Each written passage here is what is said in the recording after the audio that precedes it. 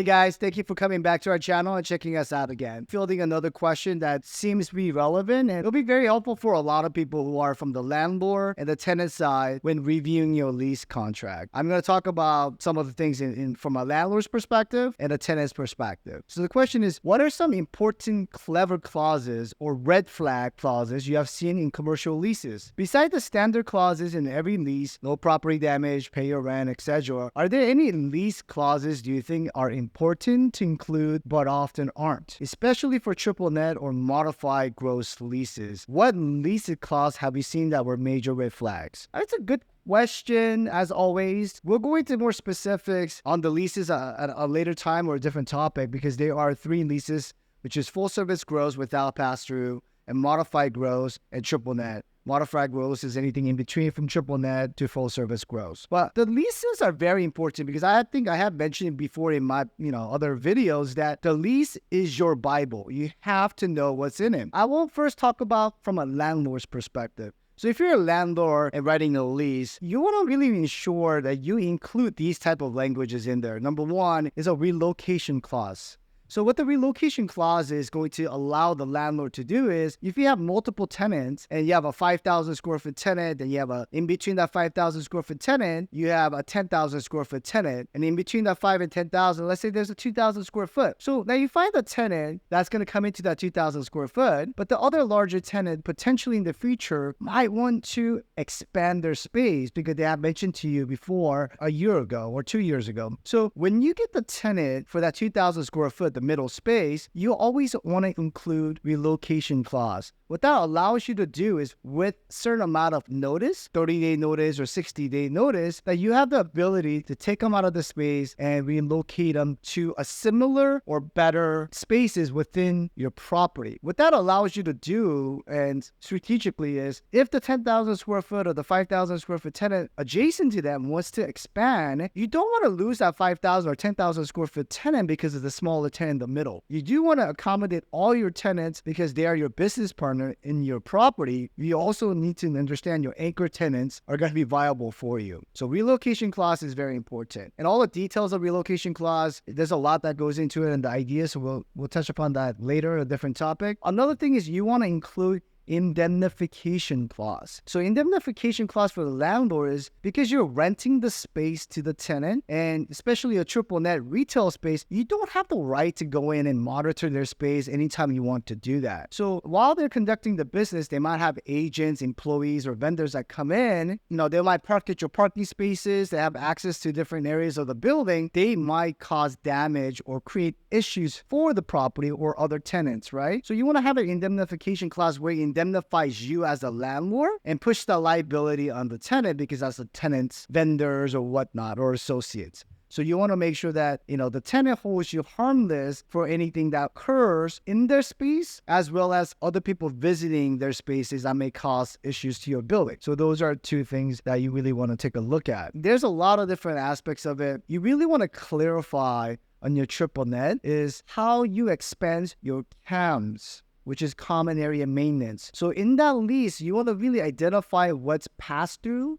which is part of CAM, what are not. Because if you leave it vague, you might get challenged by the tenant when they say, well, I don't think that's part of CAM because it's not really identified. So you really want to ensure your language or provision in the leases really identify what's going to be passed through, which is not passed through. So as an example, if you're using triple net retail, the marketing aspect of the building and for other tenants, that could be common area maintenance pass-throughs if you really identify it. However, if you as a landlord want to make a charitable contribution through the earnings, you can't pass that through, or your personal legal fees, right? So those are kind of things you really want to outline, because if you don't, you're going to have some issues. Another thing a lot of people overlook is partial or full destruction or damages. What that really means is if something occur, let me just use an example. A lady was driving and instead of the brakes, she hits the accelerator and comes in and damages the storefront, structures and everything. The language in the partial or total destruction is going to really guide what the rights are for the landlord. So sometimes there's like a 280 days, 125-day clause where the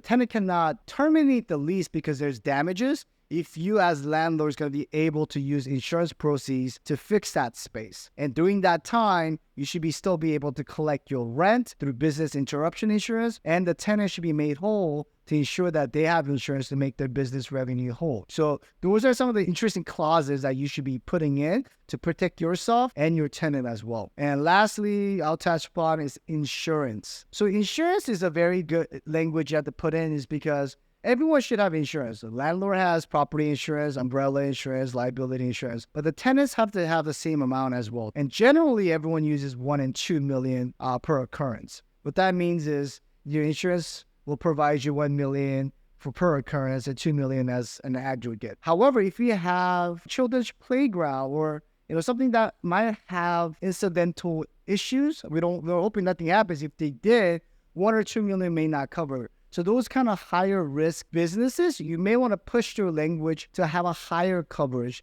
to make sure that you're protected. Because when someone gets hurt, they don't really care. They're going to sue the tenant, the business, and the landlord, and whoever. So you have to make sure that you protect yourself from the landlord side. And from the tenant side, I can't say it's red flag, but you should really kind of look at your option language. So option language is for renewals. So sometimes the landlord will put in languages in there like, you can renew with 6 months notice at the current fair market value. But that's subjective because fair market value, after your 5-year lease is over, could be 50% higher. So that's telling you essentially you need to move out. So you have to put a provision in there saying, hey, fair market value or 95% of the fair market value. If there's a disagreement between the fair market value that you get from the landlord, you have the right to get another fair market value by a national or regional or recognized broker or appraiser who does that. If both people cannot agree to that, then both of those experts will choose another third party and they will conduct another fair market value. So a lot of landlords try to leave that out because that leaves it open. So if you're a tenant, you really want to make sure that your rights are protected as well. Because if you have a business, it's going to be hard to just pick up and move because you're going to lose goodwill, you're going to lose your clientele, a lot of different things. So you really need to ensure that you have these type of rights. Second, sublease and assignment clause is very important for both parties, for landlord and the tenant. But the tenant, you want to be very careful because the two distinction of a sublease and assignment seems to be added together in the clause, but they're separate. So sublease is you're still a part of the lease and you're subleasing that space to someone else. So that means you're still on the hook for anything that happens in the space, even though you're not there, because you're responsible for your sublessee. Understood? So that's something you have to understand what your rights are.